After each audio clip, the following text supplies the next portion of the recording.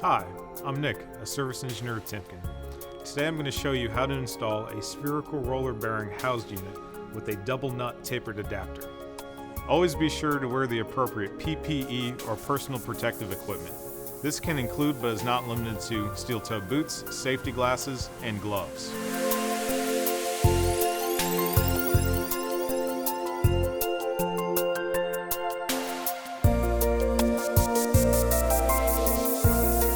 Also, always follow the standard safety practices established by your employer.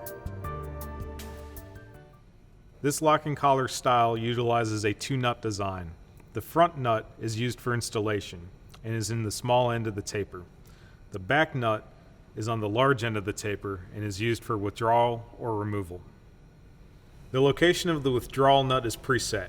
This makes installation faster and dealing with undersized shafting easier. Let me show you as we go through a step-by-step installation process. First, check the shaft for size and form. This step is crucial for installation and bearing performance. If the shaft is found to be undersized, the withdrawal nut will need to be adjusted prior to installation. For example, let's say we're installing a 6 15/16 housed unit and the shaft is found to be 2.5 thousandths below nominal. To compensate, the withdrawal nut will need to be backed off 1/4 of a turn.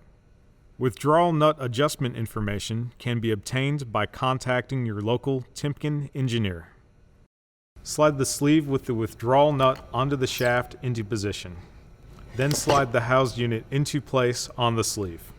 Loosely install the mounting bolts and check the housed unit alignment.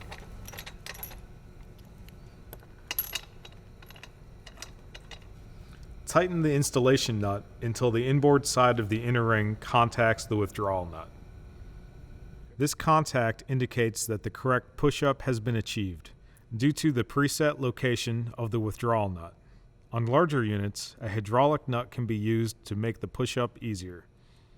Secure the front nut by bending a lock washer tang into the closest lock nut slot. Depending on the size of the assembly, your housed unit may have a lock plate.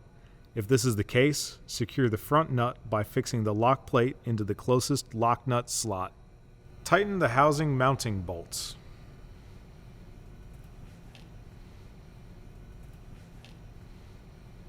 To convert from a fixed to a float position bearing, back off the set screw, then rotate the NU nut 1 full rotation. This can be done to one or both sides. If you have any questions, contact your local Timken sales or service engineer.